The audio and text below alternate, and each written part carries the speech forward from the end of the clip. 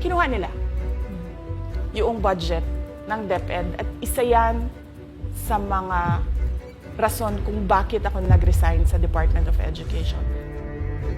Hindi na ako papayag na sa susunod na taon, ganyan pa rin ang gawin nila at ako yung mananagot sa ginagawa nila. Kaya yan yung sinasabi ko, bakit pa tayo mag-question and answer dito para atakihin niyo ako? Ang masusunod lang naman sa budget, 2 tao lang. Diba? Ang susunod nun na halimbawa ko ay yung budget ng Office of the Vice President. Kung makikita nyo, September 2023, merong lumabas na press release ang Makabayan Bloc. Sabi nila, may meeting kami with Congressman Martin Romualdez. Pinag-uusapan namin ang pagtanggal ng confidential funds. September yon. Pagkatapos noon, nagkwento sa akin ang isang congressman. Sabi niya, lumapit daw sa kanya si congressman ko at sinabihan siya na tatanggalin namin ang confidential funds ni Inday Sara. Hindi ba siya magagalit? Ang sagot naman sa kanya nung kaibigan ko na congressman, alam mo, si Inday Sara, walang pakialam sa pera yan. Magtatrabaho yan kahit anong budget. Alam niya yan. Dahil alam din niya, limitado ang pera ng gobyerno. Kaya magtatrabaho yan. Trabaho lang ang gusto niyan. Sinabihan siya. Inulit pa niya yung tanong. Tinanong niya yung congressman, sigurado ka ba na hindi magagalit si Inday Sara? Sabi niya, hindi.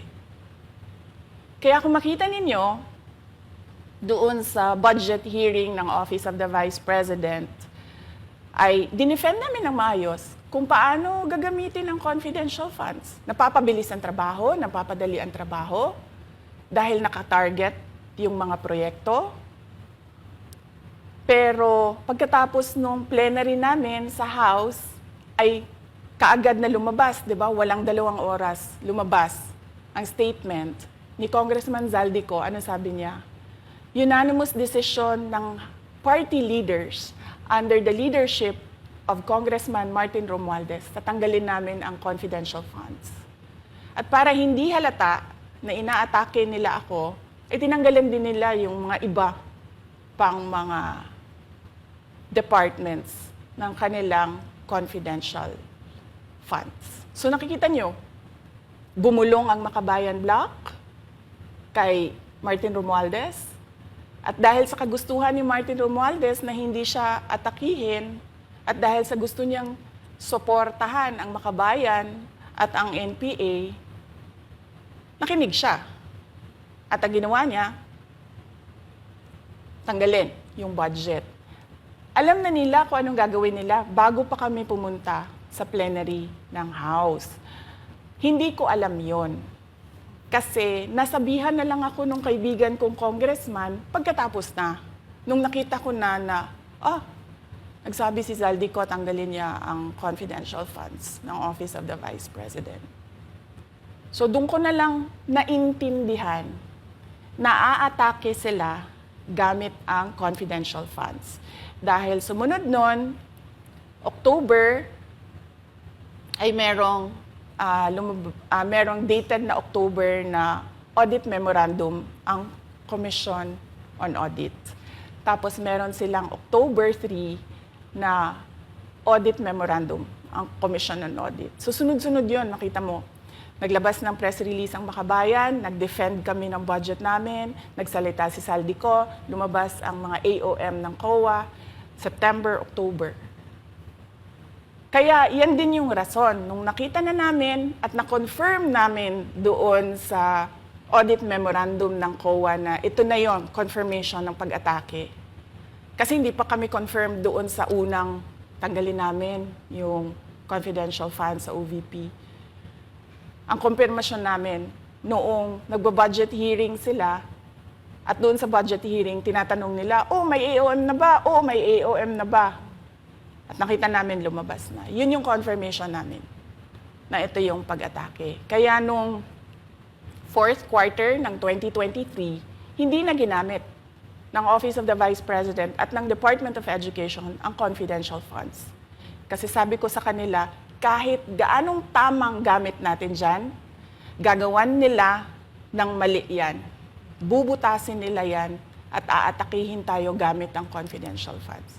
At ang patutuo nito, kung makita ninyo, noong House hearing, noong August 27, 90% ng mga tanong, confidential funds.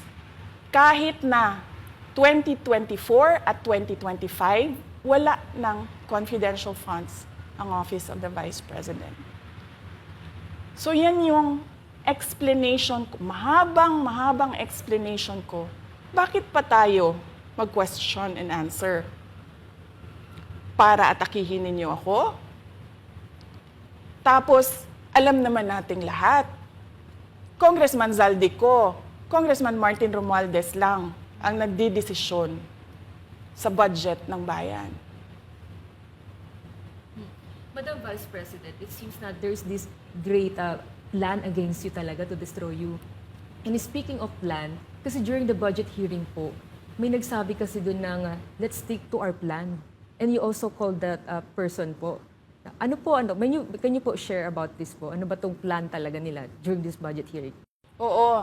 Doon sa budget hearing na nangyari noong August 27, nakita nyo na, meron na silang nakahandang PowerPoint presentation, meron na silang nakahandang audiovisual presentation, meron na silang nakahanda na script na binabasa, at yung isa pa nga na congresswoman na sabi niya, wala akong panahon, basta mahaba ito, hindi ko mabasa letter per letter.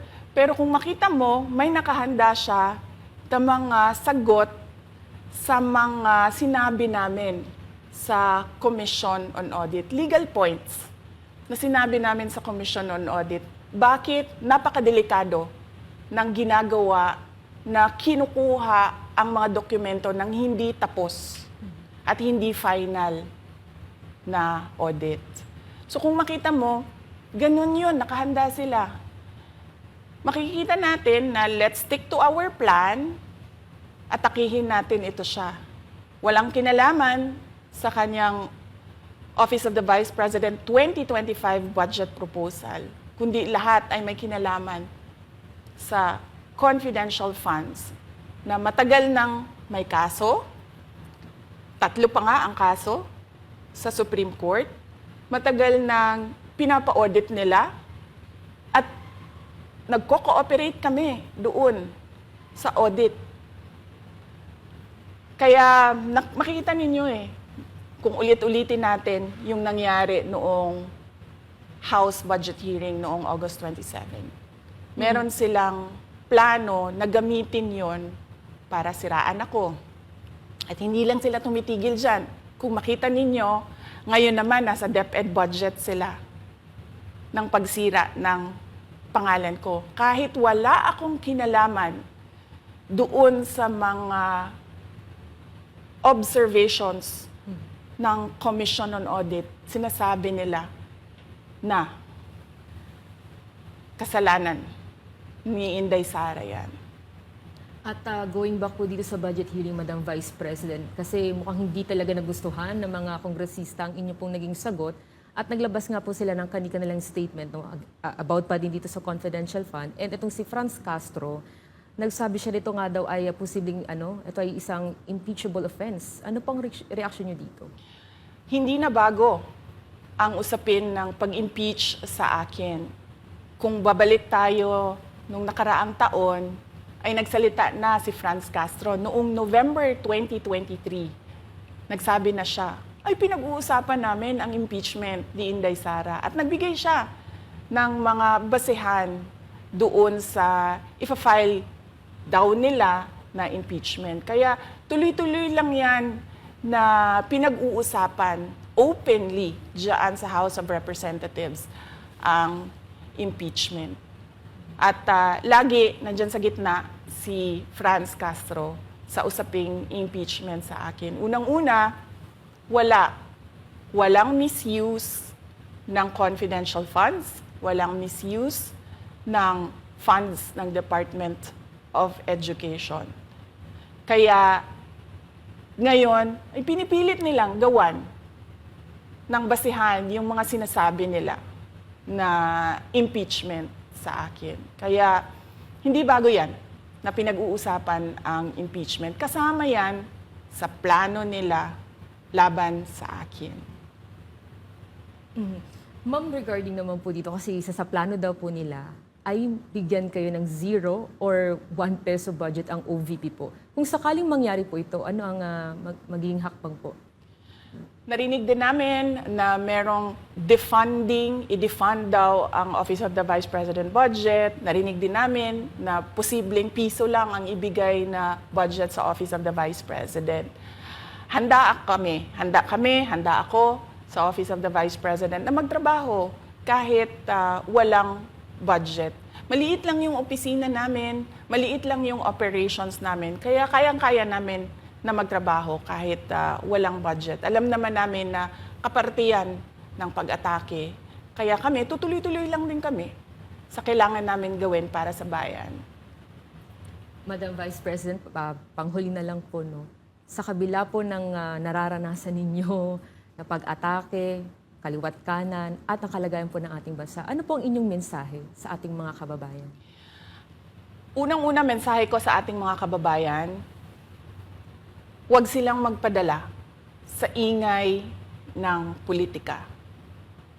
Kung makikita natin sa kasaysayan, lagi talagang inaatake ang Vice President dahil siya yung tinitingnan ng mga tao na baka magiging sunod na presidente. So lahat ng mga gustong tumakbong presidente ay uunahin nila atakihin talaga ang Vice President. Kaya huwag sila magpadala sa ingay ng paninira at politika. Pangalawa, isa-isahin nila ang bawat papel sa budget ng 2023 at 2024 at 2025. At pangatlo, kailangan magkaisa tayo na tumulong sa mga nangangailangan. Dumadami ang naghihirap na mga pamilya. Dumadami ang nakakaranas ng gutom. Kaya kailangan tayo, kaya kami tutuloy din ang trabaho namin kahit walang budget. Dahil alam namin na yan yung pinaka-importante sa ngayon. Na matulungan yung mga kababayan natin na naghihirap at walang makain. Yan yung totoong problema ng bayan natin.